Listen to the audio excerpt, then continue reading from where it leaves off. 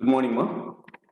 So in this class, we are going to discuss about current chopping in a circuit breaker, and what measures are taken to reduce it. Okay, so current chopping is the phenomenon of current interruption. So current ను interrupt చేసే process లో ఇది ఒక phenomena.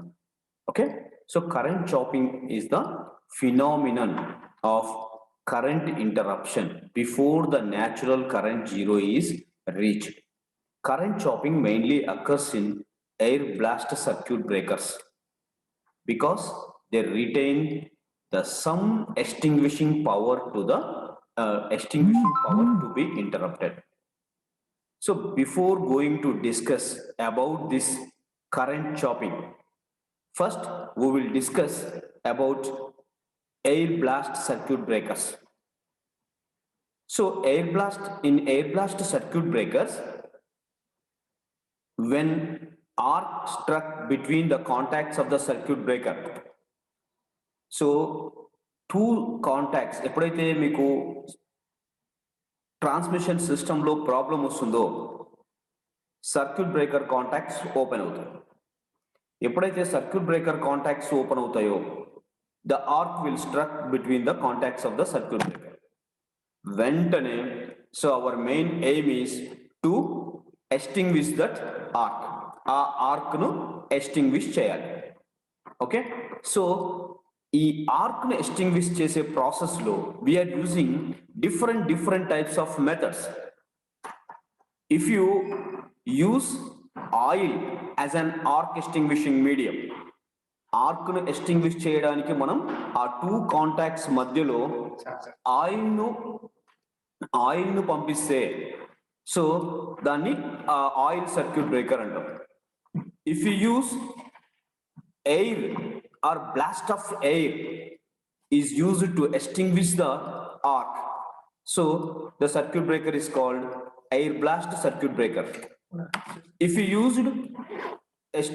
used SF6 gas to extinguish the arc, the circuit breaker is called SF6 arc extinguishing circuit breaker.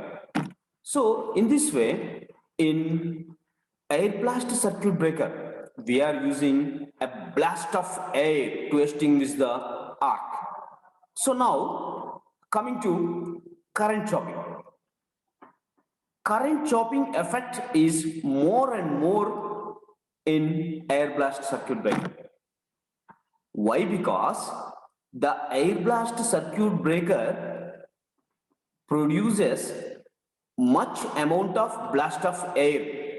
అంటే మీకు ఎలా చెప్పాలంటే, ఇప్పుడు సపోజ్ ఒక చిన్నగా వెలుగుతుంది, ఒక చిన్న కొవ్వొత్తి వెలుగుతుంది, దాన్ని ఆర్పడానికి జస్ట్ మనం అలా అంటే చాలా వెళ్ళిపోతుంది. కానీ దానికి ఒక హ్యూజ్ ఫ్యాన్ పెట్టి దాన్ని ఆర్పడానికి మీరు ట్రై చేశారనుకోండి, ఏమవుతుంది? సో అది ఓవర్ అవుతుంది. సో ఇక్కడ జరిగే ప్రాసెస్ కూడా అదేమో. Air blast circuit breakers are used in 1200 kV circuit breakers, 760 to 1200 kV. అంత high range air blast circuit breaker, అంత హై రేంజ్ వోల్టేజెస్ లో ఏర్పడే కరెంట్స్ ను మనం ఆ కరెంట్స్ ను మనం ఎస్టింగ్విష్ చేయడానికి ఎయిర్ బ్లాస్ట్ సర్క్యూట్ ను చూజ్ చేసుకున్నాం. అలాంటి ఎయిర్ బ్లాస్ట్ సర్క్యూట్ బ్రేకర్ ను 220 kV, 132 kV ఆర్ 400 kV ఇలాంటి వాటిలో యూజ్ చేస్తే అప్పుడేమవుతుందంటే, చిన్న దానికి మనం ఏదో పెద్ద అస్త్రం యూజ్ చేసినట్టు ఉంటుంది. అంటే మీకు అర్థం అవ్వాలని చెప్తున్నాను. జనరల్ గా దీనికి oil circuit breaker or SF6 circuit breaker is enough. But when you use air blast circuit breaker which is used for very high voltage circuit breakers, చాలా హై సర్క్యూట్ బ్రేకర్స్ కి యూజ్ చేయాల్సిన air blast circuit breaker ను మనం లో range circuit breakers కి use చేస్తే అంత heavy current, అంత హెవీ ఎయిర్ బ్లాస్ట్ లేదా డైఎలక్ట్రిక్ స్ట్రెంత్ అనంటే, మీరు ఇక్కడ ఎయిర్ బ్లాస్ట్ అంటే బ్లాస్ట్ ఆఫ్ ఎయిర్ వల్ల ఆ టూ కాంటాక్ట్స్ మధ్యలో ఉన్న మధ్యలో ఉన్న అయనైజింగ్ మీడియం అంతా వెళ్ళిపోతుంది. అక్కడ డీఅయోనైజింగ్ మీడియం క్రియేట్ అవుతుంది, ఆర్క్ వెంటనే ఎక్స్టింగ్విష్ అయిపోతుంది. ఓకే, సో ఈ ఎయిర్ బ్లాస్ట్ సర్క్యూట్ బ్రేకర్స్, నేను ఆ ఎయిర్ బ్లాస్ట్ సర్క్యూట్ బ్రేకర్ వల్ల ఎందుకు ఇక్కడ ప్రాబ్లం వస్తుంది అనేది మీకు నెక్స్ట్ ఆపరేషన్ లో తెలుస్తుంది. నేను అక్కడ మళ్ళీ మీకు ఒకసారి గుర్తు చేస్తాను. Okay, so current chopping effect ఎక్కడ ఉంటుంది అంటే ఎయిర్ బ్లాస్ట్ సర్క్యూట్ బ్రేకర్స్ లో ఉంటుంది. ఎయిర్ బ్లాస్ట్ సర్క్యూట్ బ్రేకర్స్ లోనే ఎందుకు ఉంటుంది అంటే ఎయిర్ బ్లాస్ట్ సర్క్యూట్ బ్రేకర్ లో the blast of air is more and more. అంటే డిఅయోనైజింగ్ మీడియం కావలసిన దానికంటే ఎక్కువ క్రియేట్ చేస్తున్నాం, తొందరగా క్రియేట్ అవుతుంది అక్కడ. అది మీరు ఈ ఆపరేషన్ లో తెలుసుకుంటారు.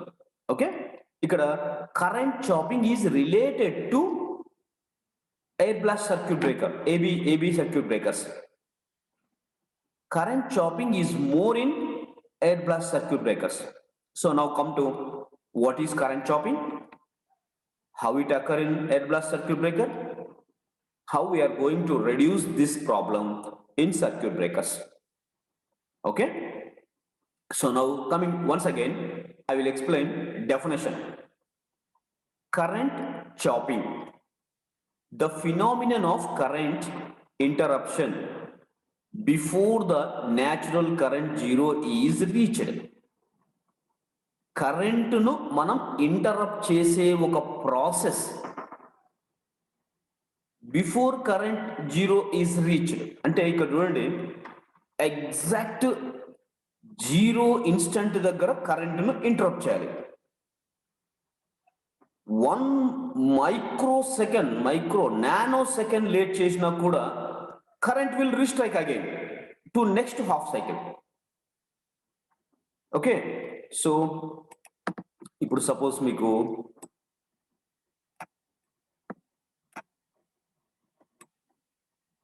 ఇక్కడ ఒక 0 point instant,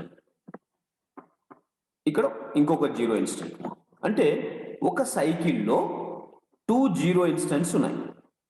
so current first rise అవుతుందేమో, రైజ్ అయ్యి ఇలా వచ్చి కరెక్ట్ 0 ఇన్స్టెంట్ దగ్గరికి వెళ్ళేసరికి we are ready with our equipments. ఇక్కడ ఎక్విప్మెంట్ అంటే blast of air or SF6 gas or oil like this. So ఆ కాంటాక్ట్స్ మధ్యలో వచ్చే ఆర్క్ ను ఎక్స్టింగ్విష్ చేయాలి అంటే అట్ ద ఇన్స్టెంట్ ఆఫ్ 0. ఇది 0 ఇన్స్టెంట్. సో కరెంట్ ఒకసారి రైజ్ అయ్యి ఖచ్చితంగా 0 ఇన్స్టెంట్ దగ్గరికి రావాలి. ఆ 0 ఇన్స్టెంట్ దగ్గరికి వచ్చే ముందే we are ready with blast of air circuit. ఇప్పుడు మనం ఎగ్జాంపుల్ దేన్ని తీసుకుంటున్నామంటే ఏబిసిబినే తీసుకుంటున్నాం, కన్ఫ్యూజన్ వద్దు. ఇంకా oil circuit breakers, SF6 circuit breakers, vacuum circuit breakers ఇవన్నీ పక్కన పెట్టండి. ఎందుకు? ప్రాబ్లం వాటిలో లేదు, ప్రాబ్లం ఉండేది ఏబిసిబిలో. కాబట్టి ఏబిసిబి గురించి మాత్రమే డిస్కస్ చేద్దాం. So air blast circuit breaker లో ద బ్లాస్ట్ ఆఫ్ ఎయిర్ ను రెడీగా పెట్టుకుంటాము మనం. ఎప్పుడైతే ఆల్రెడీ స్ట్రక్ అయింది ఆర్క్, ఆ స్ట్రక్ అయిన ఆర్క్ ఆ 0 ఇన్స్టెంట్ దగ్గరకు వచ్చేసరికి వీక్ అవుతుంది. ఆ వీక్ అయినప్పుడు so we are going to allow the blast of air between the contacts of the circuit breaker. వెంటనే the arc will extinguish. If not the arc will restrike. ఇక్కడ చూడండి, ఈ చిన్న గ్యాప్ లో ఆర్క్ ఎక్స్టింగ్విష్ కాలేదు అంటే మళ్ళీ we are going to wait up to this point. ఇంకొక హాఫ్ సైకిల్ వచ్చే దాకా we have to wait.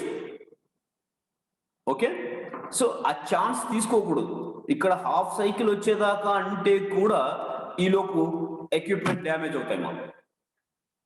So to avoid this we are going to attempt perfectly at the first instant, first 0 instant దగ్గరనే మనం attempt చేయడానికి వెళ్తున్నాం. సో ఇక్కడ కొంచెం ఈ ఎయిర్ బ్లాస్ట్ సర్క్యూట్ బ్రేకర్ లో ఉన్న తొందరపాటు అనొచ్చు దీన్ని. అంటే ఇంకా వాడు 0 ఇన్స్టెంట్ దగ్గరకు వచ్చిన తర్వాత వాడిని అక్కడికి వచ్చిన తర్వాత ఆ కరెంట్ ను వేసేయాలి, అక్కడ ఎక్స్టింగ్విష్ చేయాలి. కానీ ఈ ఎయిర్ బ్లాస్ట్ సర్క్యూట్ బ్రేకర్ ఏం చేస్తుందంటే ఇంకా రాకముందే జస్ట్ ఇంకా బిఫోర్ ఇంకా వస్తుంది అనగానే ఇది ఎయిర్ బ్లాస్ట్ అటాక్ చేయడం స్టార్ట్. ఒకటి గుర్తుపెట్టుకోండి మా, other than zero instant we can't interrupt the arc perfectly. Zero instant దగ్గర తప్ప ఇంకా ఎక్కడ మనం కరెంటును ఇంటరప్ట్ చేయలేము. ఎక్కడో ఒక పాయింట్ వచ్చింది మీకు. ఓకే, సో చూద్దాం. ఒకవేళ జీరో ఇన్స్టెంట్ కంటే ముందే ఈ air blast circuit breaker attempt చేస్తే ఏం జరుగుతుంది అనేది ఈ current chopping. Okay, so coming to theory కొద్దాం ఏం జరుగుతుంది. When breaking low currents with such circuit breakers, చూడండి ఇందాక అయిపోయినండి, లో కరెంట్స్ ను మనం బ్రేక్ చేయాలంటే దానికి సూటబుల్ సర్క్యూట్ బ్రేకర్ ను సెలెక్ట్ చేసుకోవాలి.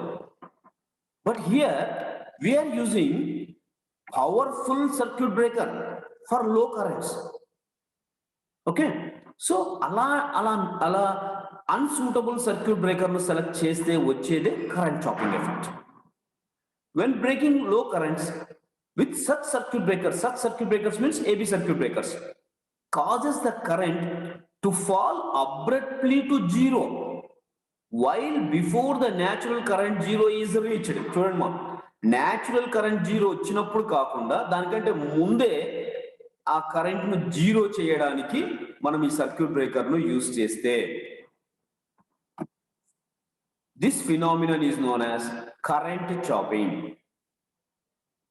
When we are going to attempt the deionizing medium before going to zero కంటే ముందే మనం ఈ deionizing medium అంటే బ్లాస్ట్ ఆఫ్ ఎయిర్, ఈ బ్లాస్ట్ ఆఫ్ ఎయిర్ ను మనం అటెంప్ట్ చేస్తే దాన్నే కరెంట్ చాపింగ్ అంటాం. ఎందుకు కరెంట్ చాపింగ్ అనే పదం ఎందుకు వచ్చిందో నెక్స్ట్ డయాగ్రామ్ లో చూపిస్తాం మీకు. When breaking low currents with such circuit breakers, the powerful deionizing effect of air blast causes the current to fall abruptly to zero while before the natural current zero is reached. This phenomenon is known as current chopping and results in the production of high voltage transient across the contacts of the circuit breaker. ఇక్కడ ఈ problem వల్ల, I mean ఈ current chopping వల్ల, సరే arc interrupt అవుతుంది అంటే no problem, దానికి సరే నాకు ఇష్టమైంది. ఇప్పుడు నేను చిన్న కొవ్వొత్తినైనా నేను ఫ్యాన్ పెట్టి ఏదైనా మంచి పవర్ఫుల్ ఫ్యాన్ పెట్టి నేను దాన్ని ఎస్టింగ్విష్ చేస్తా అంటే యాజ్ యువర్ విష్, దానివల్ల ప్రాబ్లం లేదంటే నో ప్రాబ్లం. అలాగే మనం చెప్పిన ప్రాసెస్ లోనే దాన్ని ఆర్పాలంటే ఎట్లవుతుంది? కాదు. సో ఇక్కడ మరి ప్రాబ్లం లేదా అంటే ఎస్, ఇక్కడ ప్రాబ్లం ఉంది. ఏమని? High voltage transient will develop, అంటే అక్కడ ఒక ప్రాస్పెక్టివ్ వోల్టేజ్ అనేది డెవలప్ అవుతుంది. ఆ contacts across the contacts of the circuit breaker prospective voltage అనేది డెవలప్ అవుతుంది. సో ఆ ప్రాస్పెక్టివ్ వోల్టేజ్ ఉన్నంత వరకు ఇది రికవరీ వోల్టేజ్ కు రాదు. మన ఎయిమ్ ఏంటిమో, రీస్ట్రైకింగ్ వోల్టేజ్ ఎంత తొందరగా వీలైతే అంత తొందరగా రికవరీ వోల్టేజ్కి వచ్చేయాలి. రికవరీ వోల్టేజ్ అంటే సిస్టమ్ వోల్టేజ్ కు సమానం. సిస్టమ్ వోల్టేజ్ ఎప్పుడైతే ఆర్క్ ప్రొడ్యూస్ అవుతుందో అది ఆర్క్ వోల్టేజ్ గా కన్వర్ట్ అవుతుంది. ఈ ఆర్క్ వోల్టేజ్ ను మనం జీరో ఇన్స్టెంట్ దగ్గర ఇంటరప్ట్ చేయడానికి వెళ్ళినప్పుడు అది ట్రాన్సియంట్ వోల్టేజ్ గా కన్వర్ట్ అవుతుంది.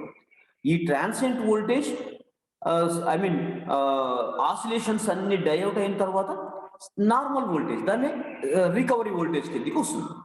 సో ఈ రికవరీ వోల్టేజ్ రాకుండా ఇప్పుడు ఈ కరెంట్ చాపింగ్ వల్ల కాంటాక్ట్స్ కు అక్రాస్ గా ప్రాస్పెక్టివ్ వోల్టేజ్ డెవలప్ అవుతుంది. ఈ ప్రాస్పెక్టివ్ వోల్టేజ్ ఉన్నంత వరకు ఇది నార్మల్కి రాదు. ఇది మా ప్రాబ్లం.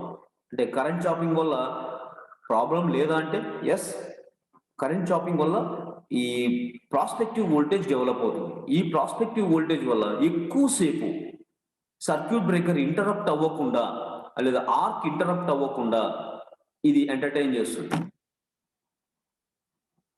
చాలా డేంజర్. ఎక్కువ ఎంటర్టైన్ చేయకుండా as early as possible we should extinguish the arc. Otherwise the temperature which develops due to the arc will damage entire equipment. అంటే ఇక్కడ ఆర్క్ ఎస్టింగ్విష్ కాకపోతే ప్రాసెస్ డిలే అవుతుంది. ప్రాసెస్ డిలే అయినంతసేపు కరెంట్ నీకు healthy circuit side వెళ్తూ ఉంటుంది మా. అంటే హెల్తీగా ఉన్న ట్రాన్స్ఫార్మర్స్, జనరేటర్స్ వైపు కరెంట్ వెళ్తుంది, డేంజరస్ కరెంట్ వెళ్తుంది. రెండోది, ఆర్క్ ను మనం ప్రాపర్ టైంలో ఇంటరప్ట్ చేయకపోతే అక్కడ నుంచి వచ్చే హీట్ వల్ల ఆ సర్క్యూట్ బ్రేకర్ సెల్ఫ్ గోల్ కొట్టుకుంటుంది. అంటే ఆ సర్క్యూట్ బ్రేకరే మొత్తం డ్యామేజ్ అయిపోతుంది ఆ టెంపరేచర్. సో అందుకే ఎక్కువ ఎంటర్టైన్ చేయకుండా మనం దీన్ని ఎస్టింగ్విష్ చేయాలి. సో ఇది మా మెయిన్ కరెంట్ చాపింగ్ అంటే ఏంటంటే బిఫోర్ గోయింగ్ టు జీరోకు వెళ్ళే కంటే ముందే మనం ఆర్క్ను ఎస్టింగ్విష్ చేసే ప్రయత్నాన్నే కరెంట్ చాపింగ్ అంటాం. ఈ కరెంట్ చాపింగ్ వల్ల ప్రాస్పెక్టివ్ వోల్టేజ్ డెవలప్ అవుతుంది. ఎక్కడ డెవలప్ అవుతుంది? Across the contacts of the circuit breaker. దీని ఇలా ఇంకో రకంగా కూడా చెప్పొచ్చు, across the contacts of the circuit breaker or across the capacitor which is arranged between conductor to ground. Okay, so now మీరు ఒక్కసారి RRR చెప్పేటప్పుడు ఒక సర్క్యూట్ ఉంది, గుర్తుందా? Resistance, inductance and capacitance. Capacitance is connected between the line to ground.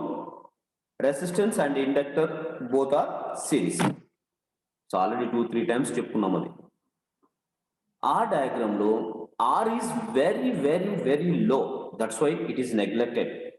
అందుకే మనం transient circuit voltage definition తీసుకునేటప్పుడు కూడా మనం R ను కన్సిడరేషన్ లెక్క కూడా తీసుకోలేదు. R is very very low compared to inductance and capacitance, so R is neglected. ఇక్కడ L and C are series oscillatory circuit ను క్రియేట్ చేస్తాయి. L and C, అందుకని L into di/dt తీసుకున్నాం, 1/C ఇంటిగ్రల్ IDT తీసుకున్నాం. అక్కడ ఆ రెండు మాత్రమే ఒక సిరీస్ ఆసిలేటరీ సర్క్యూట్ ను ఫామ్ చేశాయి. సో ఇక్కడ కూడా ఇప్పుడు ప్రజెంట్ పిక్చర్ లో ఏమున్నాయి?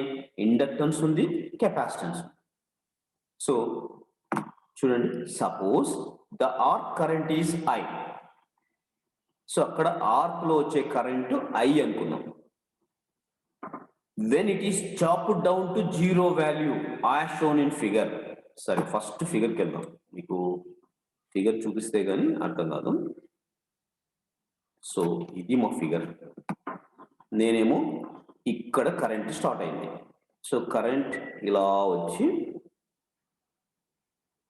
ఫస్ట్ హాఫ్ సైకిల్ ఇలా వెళ్ళాలి యాక్చువల్గా. ఓకే, ఇక్కడికి వచ్చిన తర్వాత మనం here we are going to attempt, మనం ఇక్కడ అటెంప్ట్ చేయాలి ఆ కరెంట్ పైన.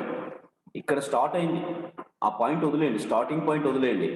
ఇక్కడికి వచ్చిన తర్వాత కరెంట్ ఇక్కడ రైజ్ అవ్వడం స్టార్ట్ అవుతుంది ఫస్ట్ హాఫ్ సైకిల్లో, లేదా నెగిటివ్ హాఫ్ సైకిల్ అనుకుందాం. నెగిటివ్ హాఫ్ సైకిల్లో ఇక్కడ స్టార్ట్ అయింది. మన స్పాట్ ఎక్కడ పెట్టామో మనం ఇక్కడ పెట్టాము స్పాట్. అంటే సో ఈ కరెంట్ ఇలా ఫస్ట్ రైజ్ అవుతుంది, బాగా స్ట్రెంగ్తెన్ అవుతుంది. ఇక్కడికి వచ్చేసరికి కరెంట్ బాగా స్ట్రెంగ్తెన్ అవుతుంది. స్ట్రెంగ్తెన్ అయిన తర్వాత వీక్ అవ్వడం స్టార్ట్ అవుతుంది.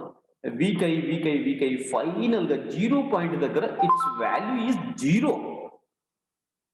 అక్కడ మనం స్పాట్ పెట్టాం. అక్కడికి వచ్చేసరికి ఇంకా దానికి ఏ అస్త్రం లేదు, ఇంకా బేర్ హ్యాండ్స్ తో నిలబడింది. అది అక్కడ అటెంప్ట్ చేయాలి. కానీ కరెంట్ చాపింగ్ లో especially air blast circuit breaker ఏం చేస్తుందంటే దీన్ని పవర్ఫుల్ కరెంట్స్ ఉన్న వాటికి ఉపయోగిస్తే ప్రాబ్లం లేదు మనం. కానీ ఇక్కడ మనం ఏం చేస్తున్నామంటే లో కరెంట్స్ ఉన్న వాటికి ఉపయోగిస్తాం. అప్పుడు ఏమవుతుందంటే ఫస్ట్ అటెంప్ట్ లో ఇంటరప్షన్ జరుగుతుంది. అంటే సపోజ్ నీకు అక్కడ మనం కొంత ఎయిర్‌ను కొంత బ్లాస్ట్ ఆఫ్ ఎయిర్‌ను ఉపయోగించాలి. కొంత ఎయిర్‌ను ఉపయోగించే బదులు కొంచెం ఎక్కువ ఎయిర్‌ను ఉపయోగిస్తే అది ఆర్క్ ఎస్టింగ్విష్ అయిపోయిన తర్వాత మిగిలిన డియోనైజింగ్ మీడియం ఉంటుంది కదా! అది అలాగే రిటైన్ అయి ఉంటుంది. కావాల్సినంత డియోనైజింగ్ మీడియం దాన్ని ఆర్క్‌ని ఎస్టింగ్విష్ చేసేస్తుంది. మిగిలిన డియోనైజింగ్ మీడియం ఉంటుంది కదా! Some quantity of deionizing medium. ఆ మీడియం ఏం చేస్తుందంటే ఆర్క్‌ను ఎస్టింగ్విష్ చేసేస్తుంది. ఓకే. సో అక్కడ ఆర్క్‌ను ఆ మీడియం ఎస్టింగ్విష్ చేసిన తర్వాత మిగిలిన డియోనైజింగ్ మీడియం రిటైన్ అయి ఉంటుంది. ఓకే. సో అది రిటైన్ అయిన డియోనైజింగ్ మీడియం నెక్స్ట్ 0 ఇన్స్టెంట్‌కి వచ్చినప్పుడు మన ప్రమేయం లేకుండా సర్క్యూట్ బ్రేకర్ యొక్క ప్రమేయం లేకుండా ఇది అటెంప్ట్ చేయడం స్టార్ట్ చేస్తుంది. ఇక్కడ వాంటెడ్‌గా అటెంప్ట్ చేయలేదు మనం ఫర్ ఎగ్జాంపుల్ మీకు ఇంకా క్లారిటీ రావాలంటే ఇట్లా తీసుకుందాం. ఇది ఫస్ట్ హాఫ్ సైకిల్ అనుకుందాం. ఇది ఫస్ట్ హాఫ్ సైకిల్ అనుకుందాం. ఈ ఫస్ట్ హాఫ్ సైకిల్‌లో మనం ఎయిర్ బ్లాస్ట్ సర్క్యూట్ బ్రేకర్ తన పని తాను చేసుకోబోయింది. No problem. ఫస్ట్ ఆ ఫుల్ పవర్‌ఫుల్ డియోనైజింగ్ మీడియం వల్ల ఆర్క్ ఎస్టింగ్విష్ అయిపోయింది. అక్కడితో ప్రాబ్లం లేదు. కానీ ఇంకా డియోనైజింగ్ మీడియం మిగిలిపోయింది. ఎందుకంటే ఇది చాలా ఎక్కువ చిన్న కరెంట్ తొందరగా ఎస్టింగ్విష్ అయింది. ఆ మిగిలిపోయిన డియోనైజింగ్ మీడియం ఏం చేస్తుందంటే ఇంకా ఏదైనా ఆర్క్‌ని ఎస్టింగ్విష్ చేయాల్సి వచ్చినప్పుడు అప్పుడు ఏమవుతుందంటే మళ్ళీ ఇక్కడ తొందరపడుతుంది. అంటే ఇంకా ఎక్కడ 0 ఇన్స్టెంట్ దగ్గర కాకుండా ఆ స్టోర్డ్ లేదా ఆ రిటైన్ డియోనైజింగ్ మీడియం వీళ్ళ అటెంప్ట్ 0 ఇన్స్టెంట్ దగ్గర కాకుండా ఇక్కడ అటెంప్ట్ చేయడం స్టార్ట్ చేస్తుంది. మీకు సారీ అరేంజ్ చేసి చూపిస్తాను. ఇక్కడ చూడమ్మా, ఇక్కడికి వచ్చేసరికి ఇక్కడికి వచ్చినప్పుడు కరెంట్ ఎట్లుంటుంది తెలుసా? పవర్ఫుల్ మాక్సిమం కరెంట్ ఇక్కడ దాన్ని అటెంప్ట్ చేయడం స్టార్ట్ చేస్తుంది వితౌట్ అవర్ పర్మిషన్. సో మనం ఎప్పుడు సర్క్యూట్ బ్రేకర్కు మనం ఇచ్చిన గైడ్ లైన్స్ ఏమి 0 ఇన్స్టెంట్ దగ్గర మాత్రమే. కానీ ఇక్కడ కొంత deionizing medium already circuit breaker contacts మధ్యలో రిటైన్ అయింది కాబట్టి ఆర్క్ స్ట్రక్ అవుతూనే వెంటనే ఇది అటెంప్ట్ చేయడం స్టార్ట్ చేస్తుంది. అరే ఇప్పుడు కరెంట్ ఎక్కువ ఉంది కదా, ఇప్పుడు వద్దు కాసేపు ఉన్న తర్వాత అటెంప్ట్ చేద్దాం అదంతా దానికి ఏమి ఉండదు దాని పని తాను చేసుకోబోతుంది. ఇక్కడ జరిగే పొరపాటే ఈ చాపింగ్స్. చూడండి ఇక్కడ స్టార్ట్ అవుతే ఆ పవర్ఫుల్ డియోనైజింగ్ మీడియం వల్ల వెంటనే కరెంట్ 0కి వచ్చేస్తుంది. అంటే కరెంట్ యొక్క స్ట్రెంగ్త్ ఉంది, బట్ డియోనైజింగ్ మీడియం ఒక్కసారి అటెంప్ట్ చేసేసరికి సో ఇట్ కమ్స్ టు 0.